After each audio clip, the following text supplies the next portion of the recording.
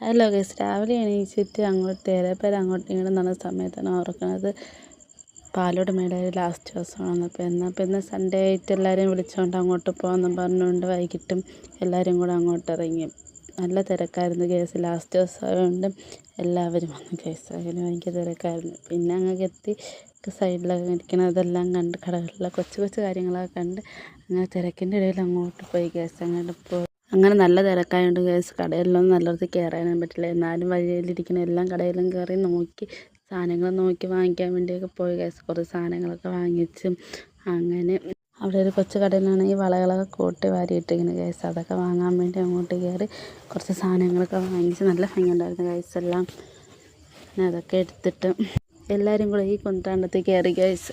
താഴെ നിന്നപ്പോൾ നല്ല ഭംഗിയുണ്ടായിരുന്നു ഗൈസ് കാണാൻ വേണ്ടി. അങ്ങനെ എല്ലാവരും കൂടെ 100 രൂപയ്ക്ക് ടിക്കറ്റ് എടുത്ത് അതിൽ കയറിയത് മാത്രമേ അറിയുള്ളൂ ഗൈസ്. എല്ലാവരും സ്വർഗം കണ്ടു. അടിപൊളിയായിരുന്നു ഗൈസ് അതിൽ കയറിയപ്പം. അങ്ങനെ എല്ലാ റൈഡിലും കയറിയിട്ട് ഞങ്ങളെല്ലാം തിരിച്ചിറങ്ങി ഗൈസ്. തിരിച്ചിറങ്ങിയ സമയത്തായിരുന്നു ഈ മഴപ്പോത്തിരി. അങ്ങനെ അതും കണ്ട്